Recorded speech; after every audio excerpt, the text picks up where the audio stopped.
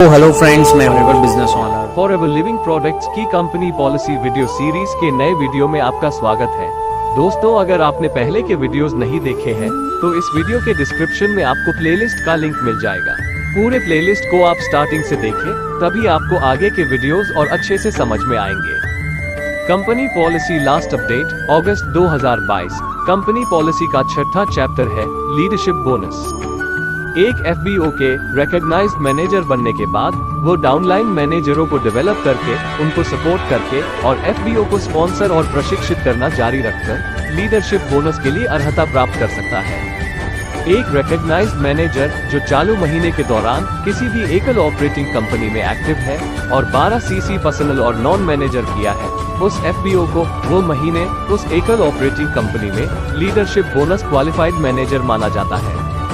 यदि मैनेजर के पास 2 downline recognised manager हो, प्रत्येक अलग अलग डाउनलाइन में हो, दोनों मैनेजरों के पिछले महीने के दौरान कुल 25 केस क्रेडिट हुए हो, तो अपलाइन मैनेजर की पर्सनल और नॉन मैनेजर आवश्यकता को 12 सीसी से घटाकर 8 सीसी कर दिया जाता है।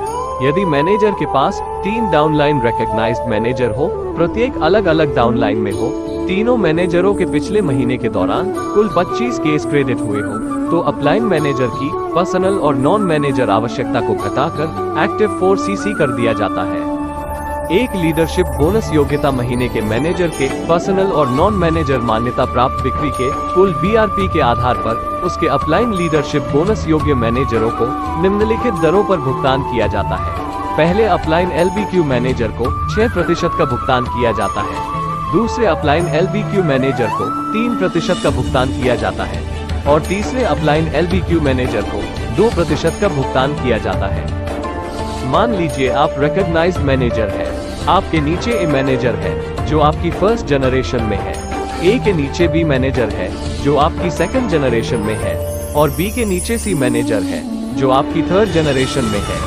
ए में से आपको 6% लीडरशिप बोनस मिलेगा, बी में से आपको 3% लीडरशिप बोनस मिलेगा, सी में से आपको 2% लीडरशिप बोनस मिलेगा। एक मैनेजर जो लगातार 3 महीनों के लिए किसी ऑपरेटिंग कंपनी में एक्टिव नहीं है, वो लीडरशिप बोनस के लिए योग्यता खो देता है, भले ही उसके पास कोई डाउनलाइन मैनेजर न हो। किसी भी एकल ऑपरेटिंग कंपनी में आगे बताई गई आवश्यकताओं को पूरा करके लीडरशिप बोनस पात्रता पुनः प्राप्त की जा सकती है। लगातार 3 महीनों के लिए प्रत्येक माह कुल 12 पर्सनल और नॉन मैनेजर सीसी करे, भले ही उसके पास कोई डाउनलाइन मैनेजर न हो और प्रत्येक माह उसी अवधि के लिए एक्टिव रहे। पात्रता हासिल करने पर लीडरशिप बोनस हर महीने जमा होगा जब मैनेजर लीडरशिप बोनस क्वालिफाइड होता है। लीडरशिप बोनस क्वालिफिकेशन चौथे महीने से शुरू होता है, जिसका भुगतान 5वें महीने की 15 तारीख को किया जाएगा। सितंबर 2017 से लागू पॉलिसी के अनुसार एक मैनेजर जो पिछले 12 लगातार महीनों में कम से कम एक बार लीडरशिप बोनस क्वालिफाइड नहीं है और जो लीडरशिप बोनस हासिल करने की प्रक्रिया में नहीं है, वो सभी डाउनलाइन मैनेजर लाइनों को स्थायी रूप से खो देगा और एक खोई हुई मैनेजर लाइन अपने मूल स्पॉन्सर के ऊपर पहली लीडरशिप योग्य मैनेजर अपलाइन के लिए एक इनहेरिटेड मैनेजर बन जाएगी। तो ये था कंपनी पॉलिसी का छठा चैप्टर लीडरशिप बोनस।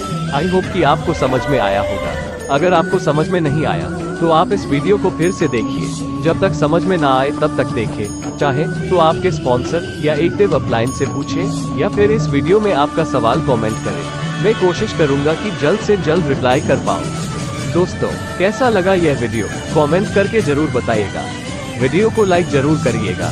इस वीडियो को और कंपनी पॉलिसी सीरीज के प्लेलिस्ट को शेयर कीजिए अपने सभी टीम मेंबर्स को, ताकि वो ज्यादा से ज्यादा सीख सके, उनकी टीम को सिखा सके और अपने बिजनेस को बढ़ा सके। ऐसे ही नॉलेजेबल वीडियोस को देखने के लिए इस चैनल को सब्सक्राइब कर लीजिए। नोटिफिकेशन बेल को ऑन कर लीजिए ताकि आने वाली हर एक वीडियो का नोटिफिकेशन आपको सबसे पहले मिल सके। मिलते हैं दोस्तों अगले वीडियो में। जय हिंद।